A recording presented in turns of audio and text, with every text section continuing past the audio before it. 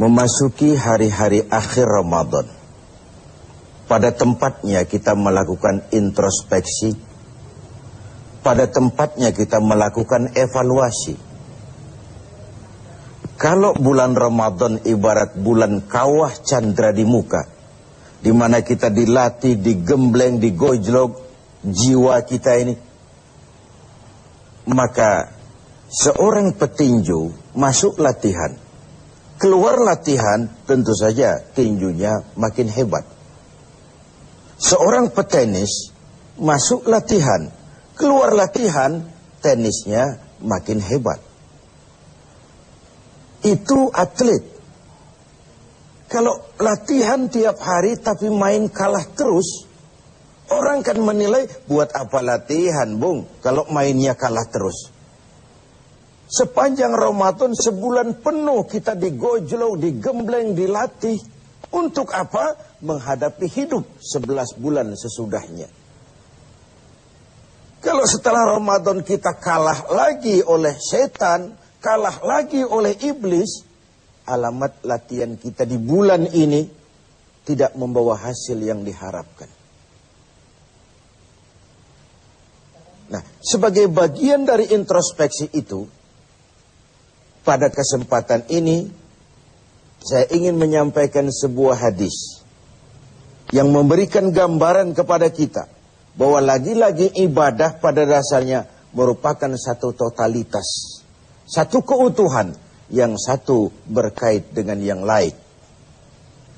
Satu hari ketika sedang kumpul dengan para sahabat, baginda Rasulullah Shallallahu Alaihi Wasallam bertanya kepada para sahabat, "Atadruna manil muflis?"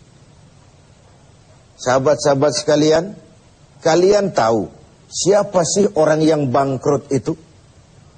Orang yang sial, orang yang tidak beruntung, siapa mereka? Bangkrut, sial, tidak beruntung, merugi. Kalimat yang kita mendengarnya saja sudah risih, apalagi mengalaminya. Semua kita ingin menghindar dari kebangkrutan, kerugian, kesialan. Nah, Nabi bertanya itu kepada sahabat, tahu nggak kamu siapa orang yang bangkrut, orang yang sial, orang yang tidak beruntung? Macam-macamlah jawaban para sahabat ketika itu. Ada yang menjawab, ya Rasul, al-muflisu fina man la dirham lahu wala mata'. Menurut pendapat kami ya Rasul, orang bangkrut, orang sial, orang tidak beruntung itu man la dirhamalah, orang yang tidak punya uang dan tidak punya harta. Apalagi mau lebaran macam begini, orang yang tidak punya uang dengan orang yang punya uang, janganlah gaya hidupnya, gaya jalannya saja lain. Uang tuh katanya raja, katanya. Lidah yang paling fasih untuk bicara, uang. Senjata yang paling ampuh maju ke medan perang, uang.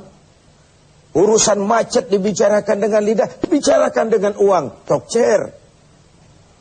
Meriam pun tidak akan bunyi kalau ditutup dengan uang. Dan begitu seterusnya. Begitu jawaban sebagian sahabat, begitu juga pandangan banyak kita sekarang ini.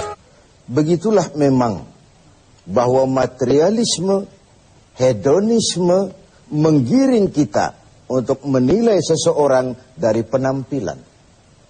Maka berpayah-payahlah kita menghabiskan sejumlah dana untuk mengurus penampilan ini.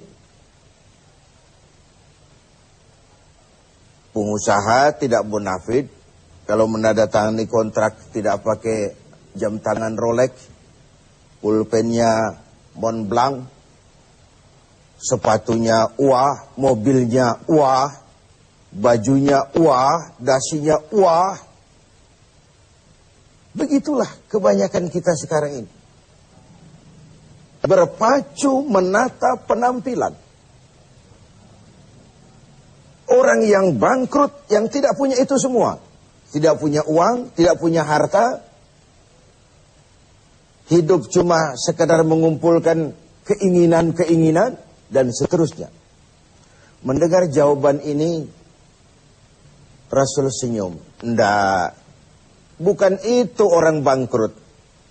Bukan yang tidak punya uang. Bukan yang tidak punya harta. Innal muflisa min ummati. Orang yang bangkrut, yang sial, yang rugi. Dari golongan umatku sendiri. Renungkan ini. Umatku. Tidak usah cerita Yahudi, Nasrani. Umatku yang akan bangkrut. Siapa mereka? Mayati yaumal qiyamah bisolatin wasiyamin wa zakatin. Yaitu orang-orang yang besok di hari kiamat. Dia datang menghadap Allah dengan membawa pahala solat. Tuhan, inilah pahala solat saya. Karena memang di dunia dia tukang sholat. Ini sholat yang wajib, ini sholat yang sunnah, rawatibnya, nawafilnya. Wasiyamin. Dia juga datang menghadap Allah dengan membawa pahala puasa. Puasa wajib Ramadan, puasa sunnah Senin Kemis, puasa 10 hari Syawal, puasa Rajab, dan begitu seterusnya. Wa zakatin. Dia juga datang membawa pahala zakat. Karena di dunia dia juga bayar zakat. Suka sodakoh dan seterusnya. Di satu sisi. Dia datang menghadap Allah. Membawa pahala seluruh ibadahnya. Ya sholat, ya puasa, ya zakat. Cuma sayang kata Nabi. Di lain pihak dia datang juga membawa kesalahan. Kesalahan apa? Wa ya'ti qad syatama hadza. Dia juga datang bawa kesalahan karena waktu hidup dia pernah mencaci maki orang lain. Syatama hadza, pernah mencaci maki orang lain. Wa qadhafa hadza, pernah memfitnah orang lain. Wa akala mal hadza, pernah memakan harta orang dengan cara yang batil. Wa syafaka dama hadza, pernah mengalirkan darah orang lain tanpa alasan yang benar. Kalau ini yang terjadi, bagaimana nasib? Di satu sisi datang membawa pahala ibadah kepada Allah. Di lain sisi datang membawa kesalahan karena pernah menyakiti orang lain. Kalau inilah yang terjadi, maka kata Nabi, ketika dia sedang asyik lapor, Tuhan, ini pahala sholat saya. Datang orang lain. Sebentar dulu Tuhan, dia memang ahli sholat. Tapi saya pernah dicaci maki di depan orang banyak tanpa alasan yang benar.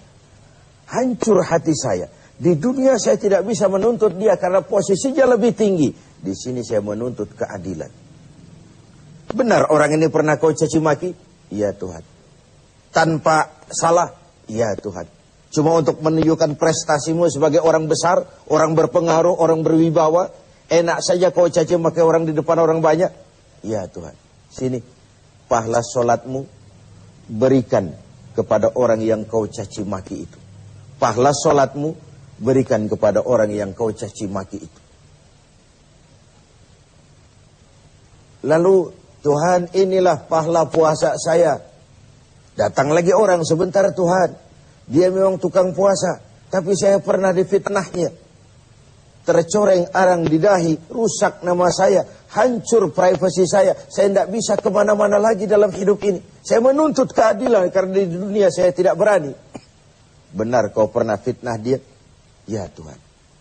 Kau tahu lidah itu kecil bentuknya, besar akibatnya. Akibat ulahmu memfitnah dia, hancur namanya, tercoreng arang di dahinya. Kemanapun dia pergi tidak sanggup lagi mengembangkan diri. Ya Tuhan. Ayo pahala puasamu berikan orang yang kau fitnah itu. Tuhan, ini pahala zakat saya. Datang lagi orang, sebentar Tuhan. Dia memang bayar zakat. Tapi dia pernah memakan harta saya dengan cara yang zalim. Menggelapi uang negara. Menggelapi uang anak yatim. Menggelapi uang wakaf dan lain sebagainya. Di dunia tidak ada yang bisa menuntut. Karena dengan uangnya dia bisa menyumpal hakim. Dia bisa beli keadilan. Dia bisa beli hukum. Karena kata orang, di dunia banyak pengadilan. Tapi sulit mencari keadilan. Pengadilan banyak, keadilan yang sulit. Saya menuntut keadilan. benar orang ini pernah kau makan hartanya dengan cara yang zalim? Iya Tuhan, sini pahala zakatmu berikan kepada orang yang kau makan hartanya dengan cara yang zalim. Inilah nasib. Fa in faniyat hasanatuhu qabla an yuqda ma alaihi. Kalau habis sudah pahala ibadahnya diberikan kepada orang, sedangkan yang menuntut masih banyak, orang dia zalimi masih banyak, orang yang dia makan hartanya dengan zalim masih banyak, orang yang dia fitnah masih banyak. Apa yang terjadi? Ukhiza min khatayahum. Kesalahan dan dosa orang yang dia fitnah, dia caci maki, dia makan hartanya, diambil, diberikan kepadanya. Dan pada akhirnya summa turihatin nar, diberikanlah dia, dilemparkanlah dia ke neraka. Sudah pahala dipreteli, dosa diberikan pula. Ini kan bangkrut, ini kan sial namanya, ini kan tidak beruntung namanya. Ibarat orang dagang, sudah modal habis, tagihan utang masih datang terus. Wajar kalau akhirnya kita terkena perkara. Oleh karenanya, kita melakukan introspeksi, evaluasi. Sudah baik hubungan kita kepada Allah di Ramadan ini? Alhamdulillah. Mari kita melirik bagaimana hubungan kita dengan sesama manusia. Semoga evaluasi ini memberikan sebuah arah yang memperbaiki hablum minallah dan hablum minan nas kita.